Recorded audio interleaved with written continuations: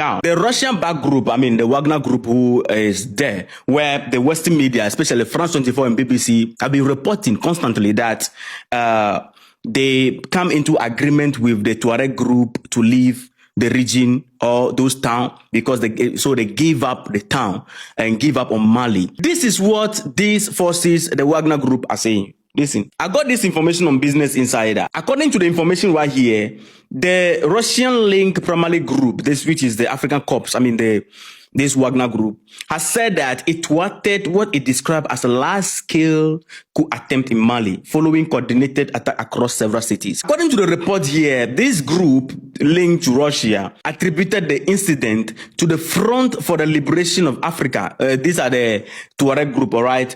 And this T group that they connive with. And it further alleged the involvement of Ukrainian mercenaries and support from Western intelligence agencies. They put it in context by explaining that those claims have not been independently verified, and neither Ukraine nor Western government have publicly responded. According to the group, its forces, they have been able to secure all these strategic locations and neutralize more than 1,000 fighters, and asserting that control have been restored across affected areas. But the key thing is that Ukrainian mercenaries and the Western intelligence agencies that is mentioned here speak loud.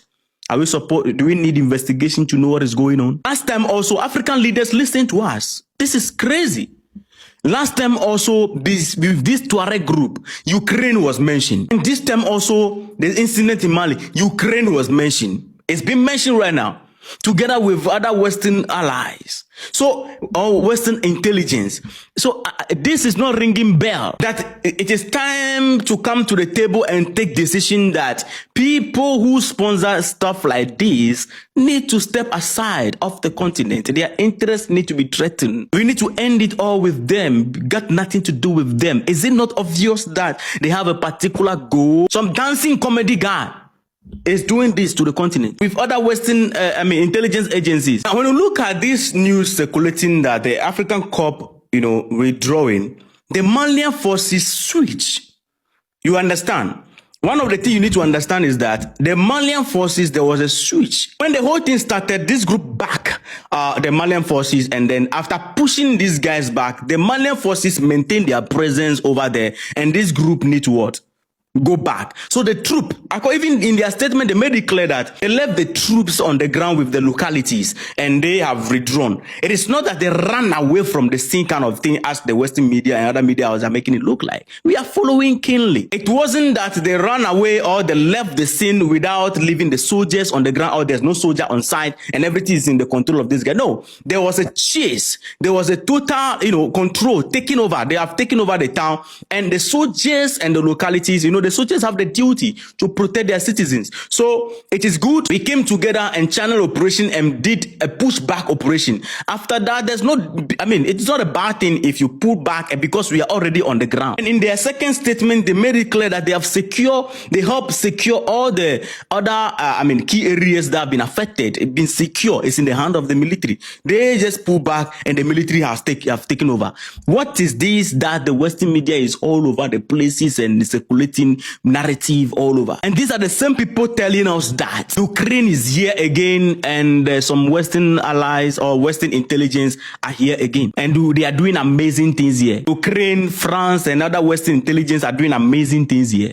I'm coding my word very well. And today, African leaders will go to France and then shake hands with Emmanuel Macron.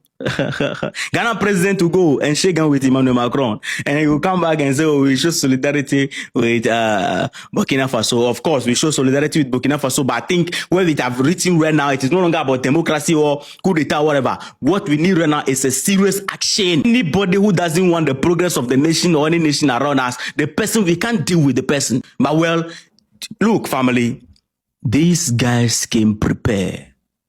It wasn't only about destabilizing a country, it's about destabilizing institutions, because the key focus of their target speak very loud.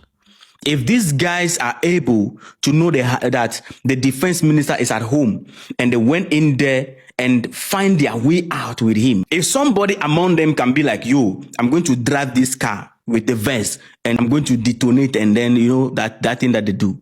It means that before people do that, a huge amount of money needs to be paid to the person's family, and they code the people in such a way that they are doing it for God kind of thing. If this happened in Mali, Niger needs to be much more vigilant.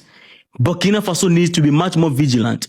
As they plan this one, they are planning another one also. Tomorrow, we don't want to wake up and hear any. See, the security need to be tight. And the whole thing happened in such a way that the media houses were ready. It looked like all of them were working together. So the reports were flowing. They forgot to be reporting on how Donald Trump in the United States was dragged out by security personnel together with the vice president over there. That place is not even safe.